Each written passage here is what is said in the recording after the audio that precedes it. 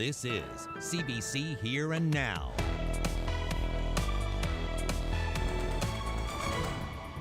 A specific amount of compensation has been ordered. There are no more appeals. Appeal rejected. That means the Catholic Archdiocese will have to compensate 4 Mount Cashel abuse victims. But what about the others? While this inquiry will not focus on any single incident, we cannot deny how we arrived here. The 2012 death of young Burton Winters in Labrador exposed gaps in the system. The government follows through on a promise for a search and rescue inquiry ahead of an expected election call. And speaking of elections, is it in the best interest of the people of Newfoundland and Labrador to right now call an election? I do not think so. Do it at this time seems somewhat rushed and foolhardy, and I got to think it can't be the best idea. As all signs point to a winter election campaign, we get insights from our political panel. That's coming up in our second half hour. good evening and welcome to Here and Now. I'm Peter Cowan. And I'm Carolyn Stokes. We start tonight with a major milestone in the child abuse scandal at the former Mount Cashel orphanage. Decades of legal battles over childhood trauma can now be laid to rest. The Supreme Court of Canada wouldn't hear an appeal from the Catholic Church, so the Archdiocese now bears the responsibility for the abuse at the Mount Cashel orphanage. As Here and Now's Ryan Cook reports, it's been a long time coming for men who are now in their 80s. These halls were supposed to be hallowed. Instead, they were nothing short of hell. Today, 70 years after an untold number of boys were physically and sexually abused, the church was held liable for what happened. For 21 years, the case snaked its way to the highest court in the country. The Supreme Court of Canada today rejected one final appeal by the Catholic Church. For lawyer Jeff Budden, it was finally a firm victory. For the four plaintiffs involved in this case, it's complete end of their battle. A specific amount of compensation has been ordered. There are no more appeals. For them, this is over. For the other 50 or 60 or so men from this area we represent, it really provides guidance for the resolution of their claims too. The four men involved in this case will be owed about $2 million, but they were just a test case. There's about 60 other men from the same era who will now come forward to demand the church compensate them too. Archbishop Peter Hunt isn't doing interviews today. The church's position has always been that it was separate from Mount Cashel and the Christian Brothers, but the courts have now said otherwise. I did have the chance today to sit down with one of the victims, known as John Doe 26. He took a moment this morning to reflect on what's been a long journey. I look now from the vantage point of a life just about over. I'm in my 80s, and I look with, I can't say regret, but longing for the days that could have been. The Archbishop did send out a brief statement today asking for prayers for the victims of Mount Cashel, but John Doe 26 says he's not interested in prayers, and he's not really interested in the church's money either. He's just happy that a historic wrong has been righted. Ryan Cook, CBC News, St. John's. Well, you heard lawyer Jeff Budden say that for these four victims, the case is now over. But what about the other victims of abuse at Mount Cashel? Budden believes this case can help pave the way for them.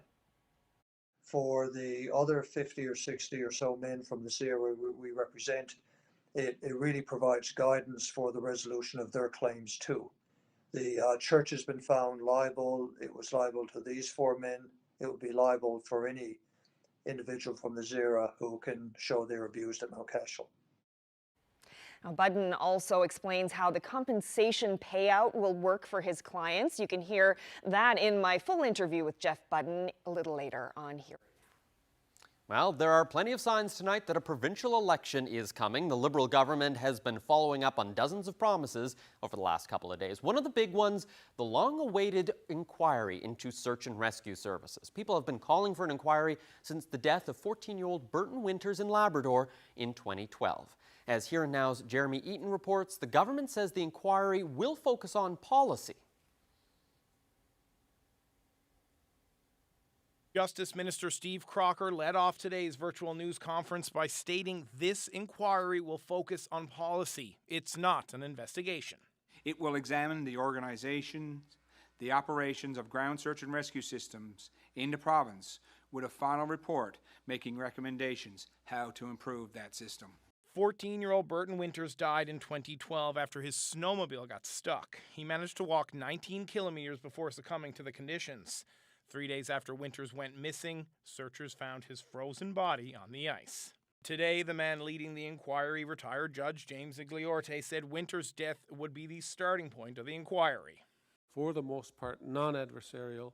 It is designed to ensure that we allow people who are experts in the field, the ones I mentioned, to tell us how they experience specific incidents, how they reflect on them, and with their expertise to tell us how we can make things better. It's taken years for this inquiry to get started. The announcement today, a sigh of relief for Winters' family. It's been very troubling because this matter comes up every 6 or 12 months and they get, enthusiastic over the fact that they think matters are moving ahead. They kind of relive everything once again. They get inquiries from media and things of this nature, and then it's put off. We're delighted that the Fiore administration has now put the wheels in motion so that this thing will really start to get moving forward over the next number of months. With an estimated cost of about $1.5 million, all involved say it'll look very different from other inquiries. Crocker quickly dismissed questions about the timing of the announcement. And it was important for us to keep this process moving. It was important for us to make sure that the people that we've engaged with so far, there's a continuity here. So, from our standpoint in the Department of Justice, this is an announcement that was coming today, it was coming today. The inquiry still needs the go-ahead from the Department of Health before crews can head into Makkovik, and the hope is to have the final report released by June. Jeremy Eaton, CBC News, St. John's. Well, a week ago, Health Minister John Haggie said the province didn't need a second PET scanner. The Canadian Association of Radiologists recommends one PET scanner for every 2 million Canadians. Obviously, that's way in excess of our population. Well, today, after accusations of broken promises and the Conservatives vowing a scanner if elected, a change of heart. At a hastily called press conference, Haggie and area MHA Jerry Byrne announced $2 million into a trust with the Western Regional Hospital Foundation for the purchase of a scanner. Years ago, former Premier Dwight Ball promised a PET scanner for the new Corner Brook Hospital. Foundation and cancer care doctors will ultimately decide how to spend that money once the hospital is completed in 2023. For now, Haggie hopes putting the money into a third-party trust will combat some of the cynicism people on the West Coast are feeling. The money for the foundation is the capital piece. We've simply put it there as a rather novel way, we thought, of trying to restore trust in the community. The government is doing what it says it's going to do, even though they can't do it immediately. Well, in today's flurry of government announcement, a level that we haven't seen until the last election call, a big announcement today. The province says it intends to give the Terra Nova oil platform $175 million of taxpayer money. Now, the money will come from the federal government. That's money they handed over to support the oil and gas industry. There was no news conference, just a news release sent late this afternoon, and it's actually announcing a memorandum of understanding, not a final agreement. The province also says it's willing to take less royalties from the project, but didn't provide any further details. And speaking of election calls, Andrew Furey sent out a letter to Liberal members and supporters today. In it, he wishes them a happy new year and addresses some of that election speculation. But if the Premier is about to call a general election, he didn't give anything away. In his letter, he says it's a complex decision, one that has to happen sometime between now and August. He's asking members to support the party in any way they can. He also addressed Moya Green's economic report. In an attempt to quell fears, he says mass layoffs are not the answer to an economy in turmoil and would be counterproductive, ending with a message that the province needs a strong majority to lead through the crisis. Well, the opposition is convinced that an election is looming and the Liberals are playing politics with these recent announcements. In 11 news releases issued since yesterday, the provincial government and its ministers have committed to spending more than $16.7 million on top of that money for the oil sector. It's no trouble to tell that we're on the eve of an election, even though the Premier Andrew Fury still denies it's coming. And, I think people can see through this that it's amazing how they can come out on one day and announce all this money and then go to the polls without telling people what the plan is. They've got these big reports they want to put forward, Moira Green, and they're afraid to show them to the people of the province. Gearing up for an election is a lot of work, even more so in a pandemic. So is Elections Newfoundland and Labrador ready? Here now's Terry Roberts takes a look at that. The agency that runs elections in Newfoundland and Labrador is a busy place. A few days ago, you could hardly move around in this St. John's warehouse, but it's slowly emptying out. Ballot boxes for all 40 districts, computers, and other election supplies are being shipped to staging areas throughout the province. And with speculation rampant that there will be a winter election, there's an extra urgency because of concerns about the weather. We have to worry about ferries, we have to worry about road conditions, aircraft, and so forth. Premier Andrew Fury hasn't said when a vote will be held. So does all this activity suggest Elections NL has an inside scoop? I know no more than anybody else, but I have to make sure that that we're ready to go. This will be the 51st provincial general election, and it could happen less than 2 years after former Premier Dwight Ball and the Liberals were reduced to minority status in the legislature. Now with a new leader and surging in public opinion polls, the Liberals are keen to win back a majority. But amid a pandemic, this will be an election like no other. A pencil for every voter, hand sanitizer, floor signs to keep people distanced, and more workers to keep polling stations clean. Elections NL typically require 4,000 workers on election day. Hundreds more will be needed this time, so expect the $6 million spent to run the last election to be easily eclipsed. That's a given that the costs have to go up because we have additional people hired. And that traditional Tuesday vote? Expect this election to take place on a Saturday, sources say, when polling venues such as schools are free of students and public safety measures can be more effective. I don't disagree with a Saturday election. Traditionally, we see a lot of people early, some people around lunchtime, and a lot of people after supper. So this may smooth it out throughout the day. Chalk says a Saturday vote would also make it easier to recruit election workers. But the final call on a date rests with the Premier. Terry Roberts, CBC News, St. John's. Well, after several days with no new cases, there is one new positive COVID-19 case to report today. It's a man in the Eastern Health Region between the ages of 20 and 39. This is the first new case since Sunday. The man lives in the province and his case is related to international travel. He is self-isolating and contact tracing is now finished. The province now has 4 active cases with 1 person still in hospital. Meanwhile, members of the Canadian Rangers, part of the armed forces, are deploying to Nain to help with vaccinations, specifically transporting residents to the vaccination site. Federal Minister of Public Safety Bill Blair said on Twitter that his department approved a request for assistance from Indigenous Services Canada. CBC has requested more information from the Nunavut government, which is handling vaccine distribution along Labrador's northern coast. The Rangers are expected to arrive tomorrow morning. Well, for many local businesses, it's been a struggle. Last night, we told you about Action in St. John's and how it's closing its doors, saying there are more bills than business. Here's more from our Ceashair. A place where kids go to have fun, get active, burn off some energy. But the owner announced on Facebook that after 8 years in business, this 16,000 square foot Palace of Fun is shutting down. Unfortunately, our facility has to close.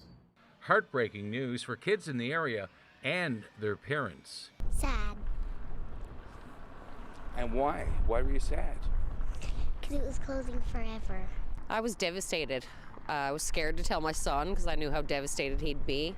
We've been there We go there often. Every couple of weeks we're here at least. D'Agostini says her 3-year-old girl loves going there too, and so does she, for the rides and the rock wall climbing and meeting friends. And she's not alone. Hundreds and hundreds of parents are expressing the same sense of loss over Sunday's planned closure. I want her to succeed and get over her fears as quickly as possible. And like I said, coming here, she did get over it rather quickly. Right? We broke the news yesterday to my daughter. She's 7. She came to action initially to try and get over her fear heights, and she did succeed. She did shed a few tears yesterday afternoon. Sorry when she did find out that it was closing. Many hope something can be worked out to keep it open. Ross Squires says COVID pushed it over the edge. First there was a lockdown, then low capacity restrictions, and then a slow fall despite higher capacity restrictions. And finally, a dead Christmas season, normally their busiest time. No corporate Christmas parties, no kids off school, no Costco down the road selling gift cards for stocking stuffers.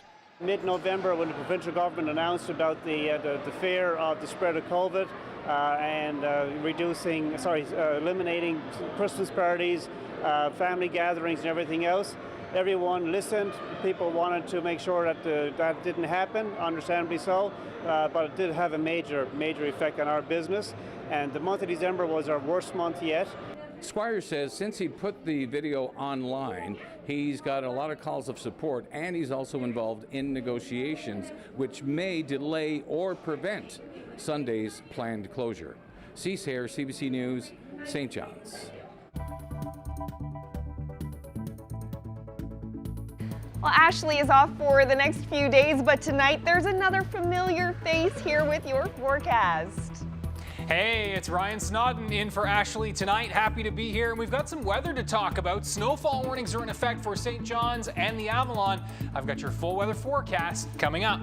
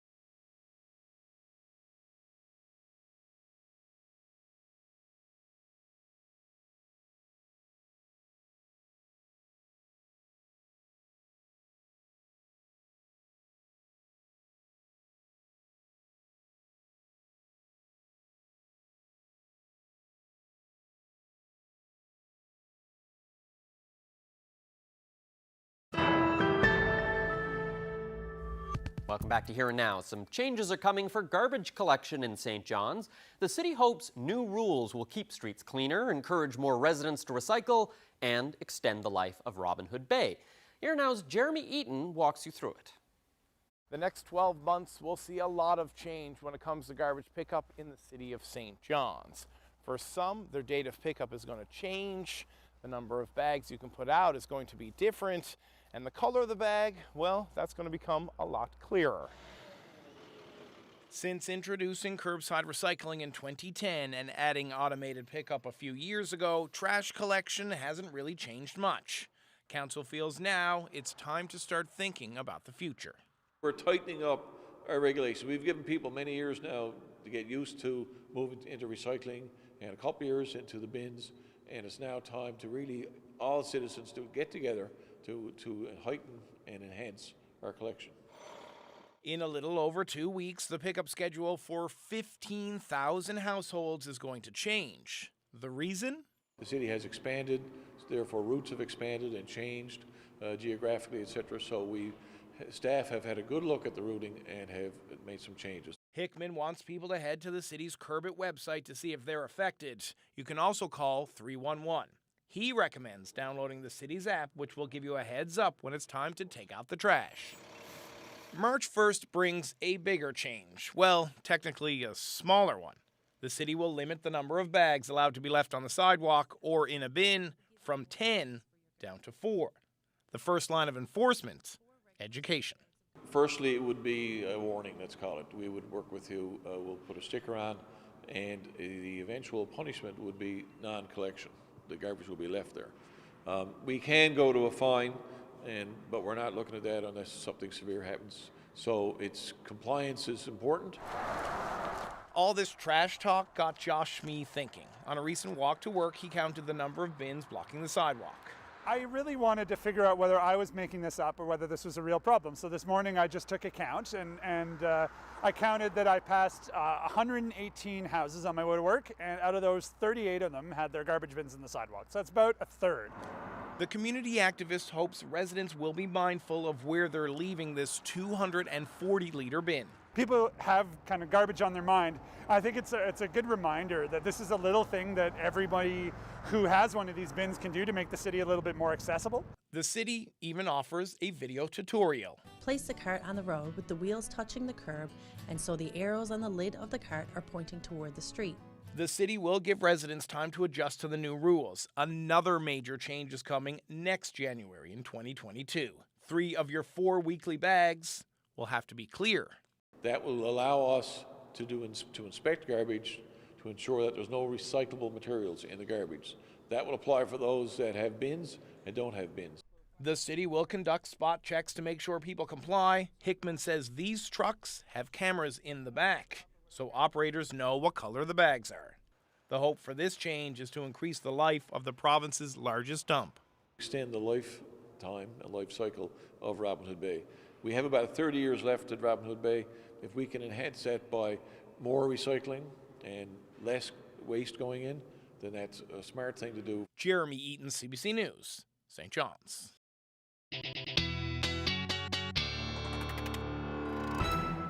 Well, as we mentioned before the break, Ashley is off tonight, so an old friend is stopping by to bring you the forecast. Ryan Snodden, so good to see you. Hey, it's great to see you too, Stokesy. I hope you're keeping well. I am. And I hope you're ready to do some shoveling. I'm not.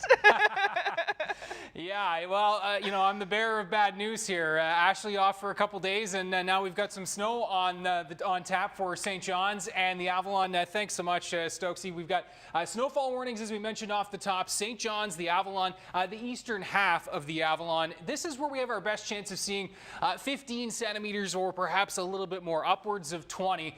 You can see here in the darkest blue, this is where we'll see 10 to 15, and again, the potential for upwards of 20 centimeters. Looks like the best potential perhaps just south of St. John's, but again, leaving that open given the fact that this system is going to be, again, dependent on track. We'll see 5 to 10 centimeters likely for the northern Avalon and 2 to 5 centimeters centimeters from the Burin through Clarenville to Bonavista, amounts tapering off as we work our way towards the west. Now, again, a couple of flurries in ahead of this system, but overall it's been pretty quiet today across the region. And you can see our next system brewing here to the south, and it will track just to the south, but just clipping the southeastern parts of the island. So let's walk you through your future tracker timeline. You can see some flurries tonight along the west coast of the island. We will see that system edging in throughout the overnight.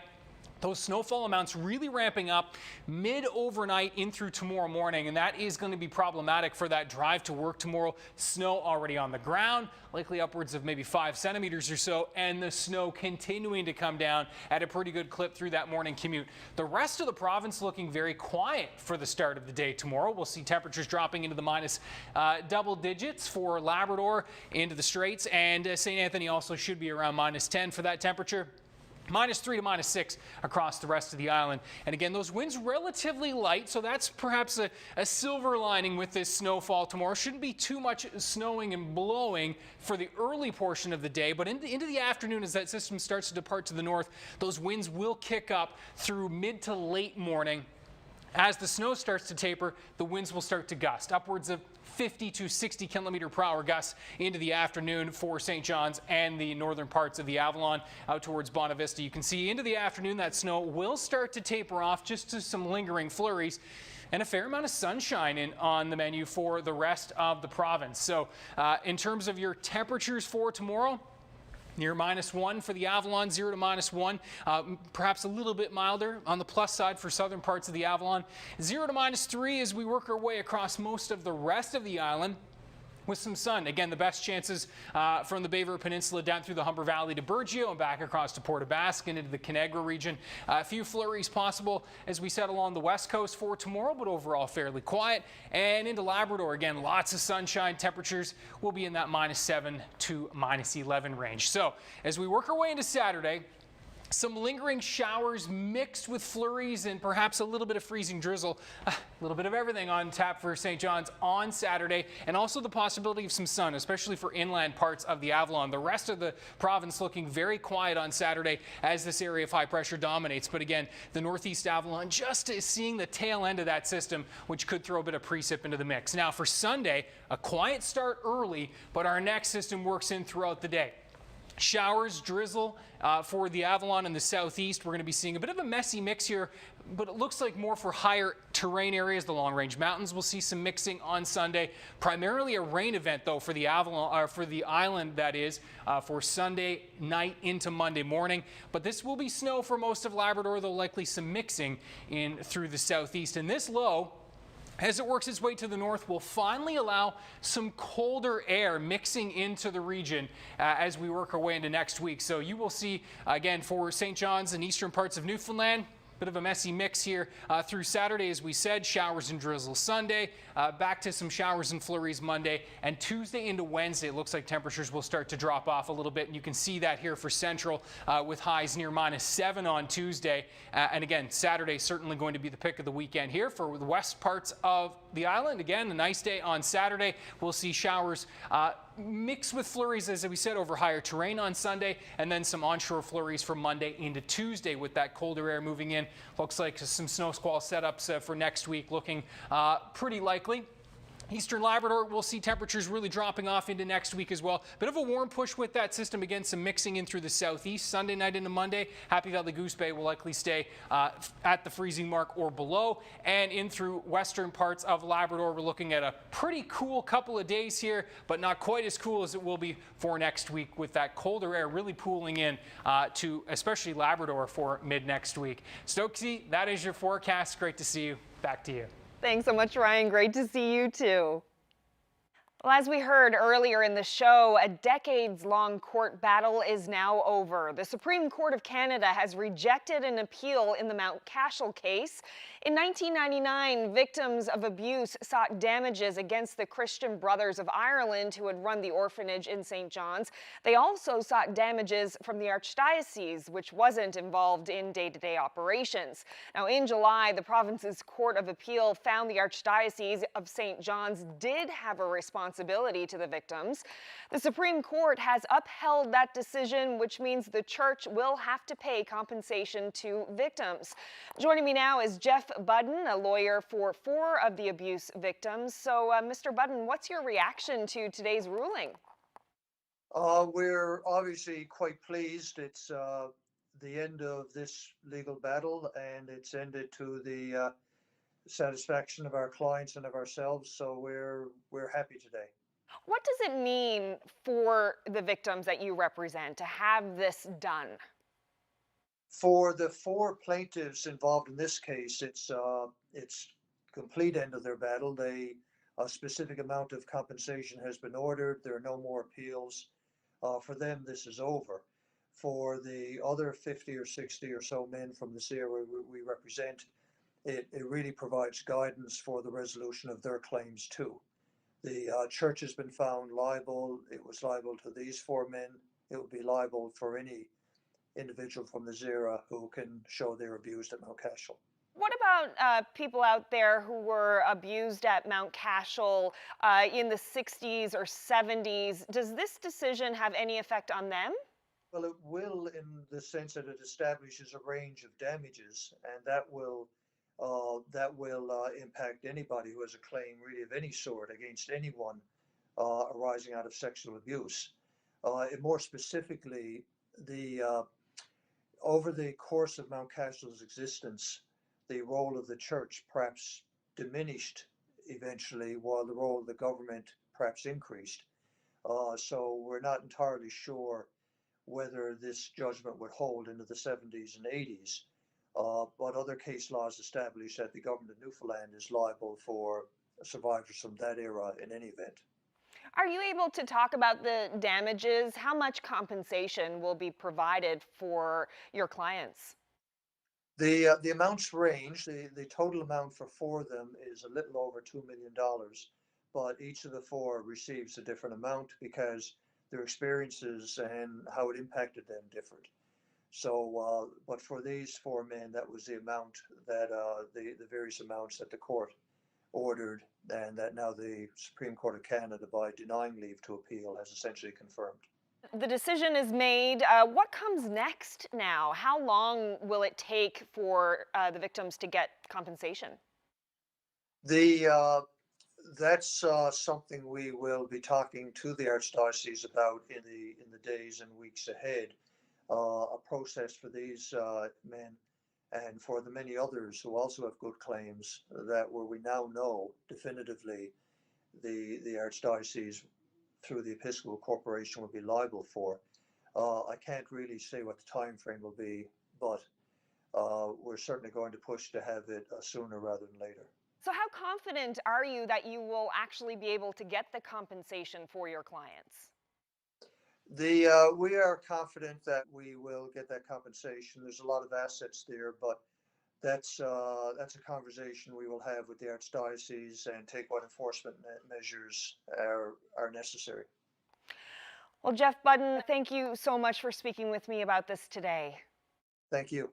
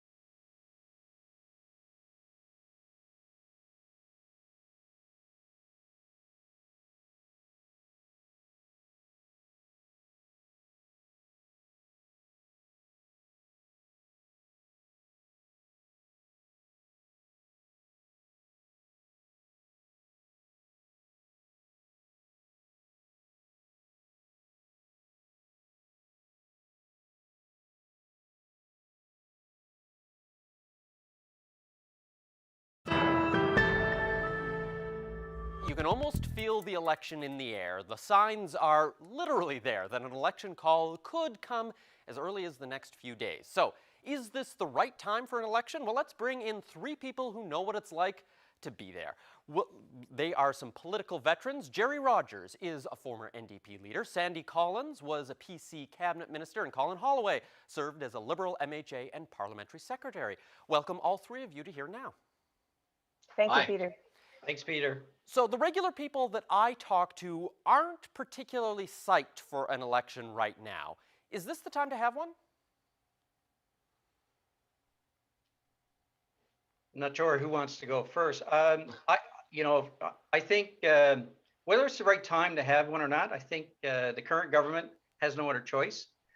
We remember back in 2016, there was I guess a real challenging budget that came down because there was a debt coming forward on the year of proposed to be $2.1 billion. I think the current government, the situation has been exacerbated in the sense that the overall cumulative debt is hitting towards $17 billion, somewhere in that figure. So, the government needs to get a mandate. You have Andrew Furey is there as a premier.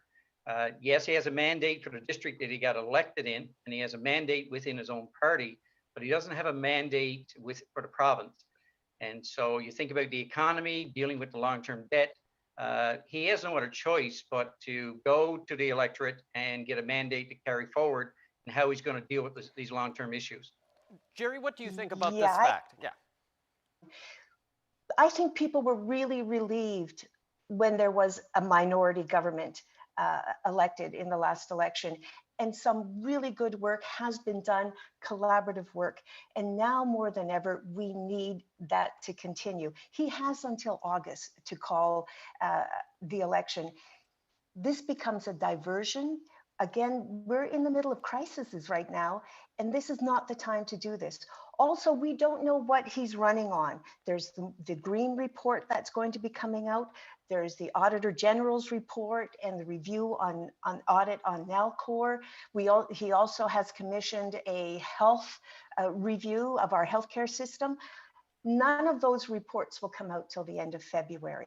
So we don't know what he's running on. This really is about the Liberals not wanting to operate with a minority government where there has to be collaboration, and it's a grab for power, and that's what it's about. And I had hoped that we would see a different way of doing politics, where our politicians love our province more than they love their party.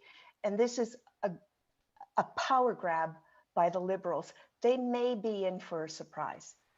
Sandy Collins, let's bring you in on this. Which of your compatriots do you agree with more here? Surprisingly, it's with Jerry, I think. Just to expand a little bit on what she had said, we understand there's legislation in place that a new premier, it's his responsibility to call election within 12 months of being selected. However, you had a willingness on part of the opposition parties to work with government to perhaps expand that, given the fact, of course, we're in the middle of a pandemic. It's in a time when hospital appointments and doctor's appointments are being rescheduled and canceled. You have families that are struggling being able to invite other family members to funerals and being together. We just came through a Christmas where many of us canceled traditions and family gatherings that we always used to do, but we did that all in the name of safety and, following the lead of Dr. Fitzgerald and the Premier and the Minister of Health. So to now do it at this time seems somewhat rushed and foolhardy, and I got to think it can't be the best idea. There has to be a better way, particularly if the opposition parties are willing to agree with that. One thing that we should talk about is the latest polling numbers, because the Liberals have a more than 40-point lead over the PCs. That's got to factor into some of this. So I guess one of the big questions in this election is, can any of the other two parties catch up to the Liberals? Jerry, let's start with you. What do you think about that? Well, I think, whether they'll catch up to the Liberals, I mean, that's who knows? Probably, who knows? But I think what's going to be very interesting is to see what's happening. I believe that the Premier is on a high right now, but let's see what happens in individual districts when we look at who some of the candidates are. Sandy, what's your perspective on this? You know, that's a huge gap to try and make up in a campaign in a province where traditionally not a lot changes during an election campaign. Yeah, no doubt. And it's not only like you look at the poll that was taken in December by MQO that showed a stark difference between the governing Liberals and the opposition parties. But, you know, that seems to be a trend over the last number of years. So there's no doubt there's a hill to climb. I wouldn't say it's insurmountable, though, of course, because as Jerry had said, you know, we're going to have to see what happens in each of the districts. Candidate recruitment now is kicked into high gear. And if you look around the province, I've been quite pleased to see a number of individuals come forward, quality candidates for all parties. But if you look at the current standing in the House now with the number of seats, you know, if, for example, the PCs can keep the members they have, which I believe while looking at most of them, I think that will be the case. They only need to flip another couple seats, and there's potentially a few vulnerable Liberal seats. I think if they can flip that, then we have a race all of a sudden. So while the polling numbers are important, and obviously I would never dismiss them, I think there's an opportunity here that this show is not over yet. So and as issues come up between now and Election Day, for example, in Corner Brook now with the PET scanner, who knows? Does that have an impact on Corner Brook seat, Jerry Byrne, and others? That'll be determined. But I think we're going to have some more issues come forward before then, and certainly that'll make a big difference as well. Now, can the margin be closed? If you look at the percentage of the vote that happened in 2019, you look at where the poll numbers are showing as of December of 2020, there is a large margin there. All that can change as we get through COVID-19 and people start to get the vaccine, and that'll happen this year as we're promised by the Chief Medical Officer and by the Minister of Health.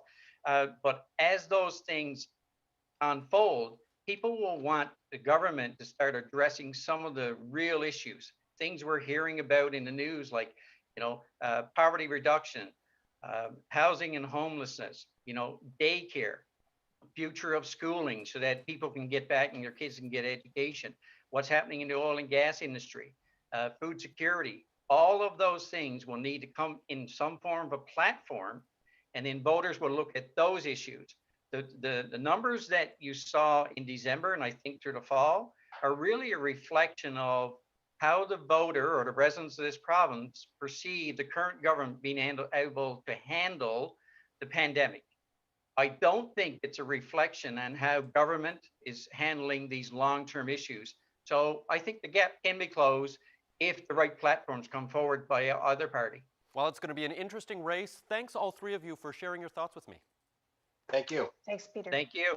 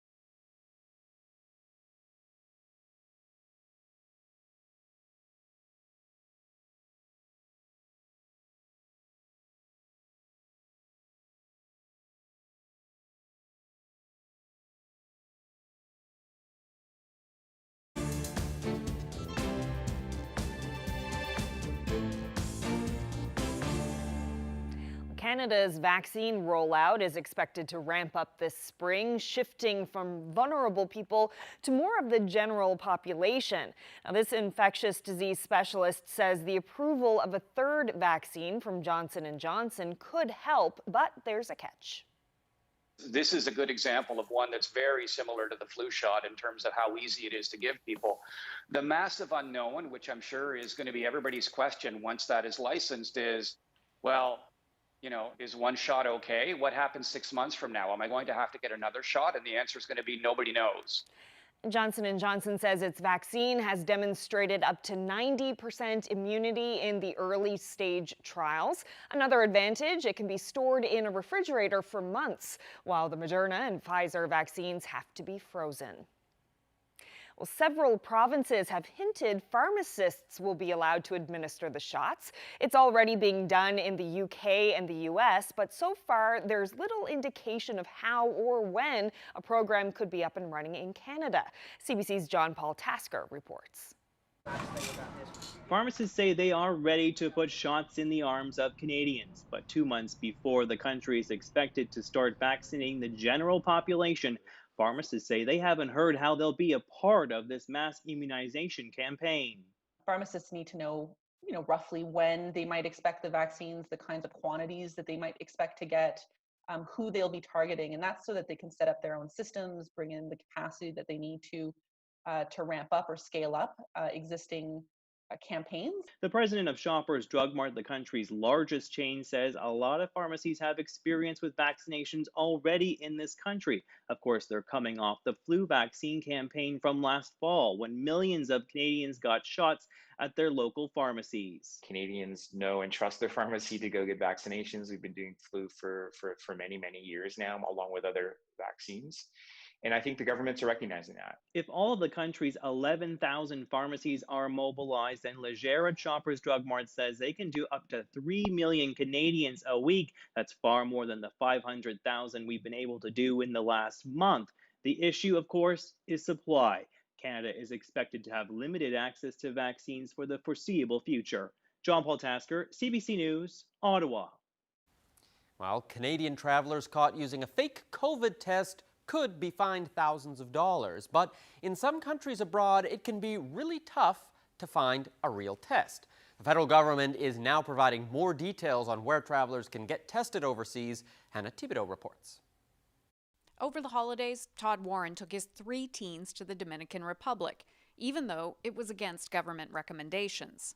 At no point was there any discouraging of travel whatsoever when it came to staff with the airlines. Warren knew the rules meant they would have to get a COVID test to return, taken less than 3 days before departure. But once there, he struggled to find legitimate tests.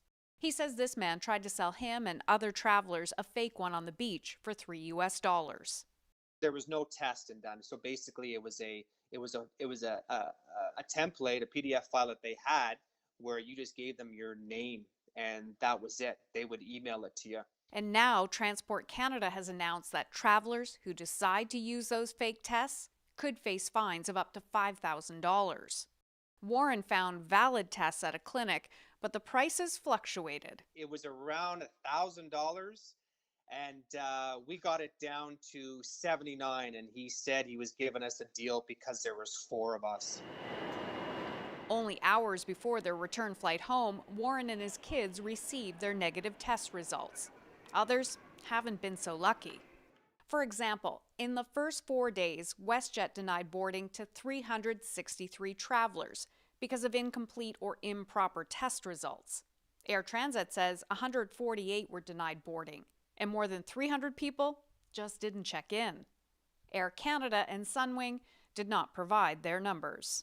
A great deal of confusion by passengers and obviously an awful lot of work underway by carriers to try and accommodate passengers as their flight schedules have to be changed. The government has now launched a site to help travelers find where to get the standard nose swab test before returning to Canada. Hannah Thibodeau, CBC News, Ottawa. And a reminder, the federal government is advising against any non-essential travel outside of the country.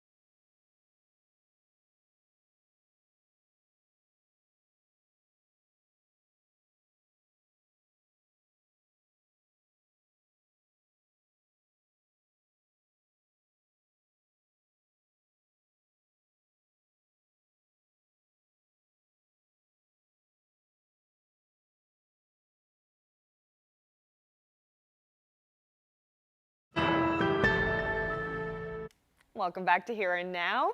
An aspiring young astronaut got the chance to speak with a hero of his, someone on the International Space Station. Yeah, the CBC's Greg Ross has more on one 8-year-old's fascination with space and how the conversation came about. Hi, Victor. That was 8-year-old Yafet Yosef of Toronto talking to astronaut Victor Glover, who is currently on a mission aboard the International Space Station. This Zoom call was organized by Glover's alma mater, California Polytechnic State University, and an organization called the National Society of Black Engineers. They wanted Yafet to be a part of it when they found out about his keen interest in space travel. It just started like when he was in SK. They learn about the name of planets and stuff. And he never stopped learning since then. But things really took off when he learned about a fellow Canadian who also went to outer space. I learned about this astronaut named Chris Hadfield. I got one of his books. I started reading it and it was so much fun. And that inspired me to be an astronaut. His mother even got him his own NASA spacesuit. Of course, the spacesuits, they just come only with the American flags, like this one. But I add the Canadian flag for him because he's representing Canada. And he was proudly wearing that suit when he asked this question to astronaut Victor Glover. How does it feel to be on the first operational flight of the first spacecraft to use a reusable liquid fuel abort system? And what advice would you give to children like me? Yafet, thank you for that question. Thank you for your voice. It is so inspiring to hear young people's voices up here. Being on that vehicle with its amazing abort system that helps to keep us safe and gives my family comfort that, hey, if something goes wrong, if it's not perfect, there's a way for us to get away. Just like when I flew F-18 jets, we had that ejection seat that could get us out of a sticky situation.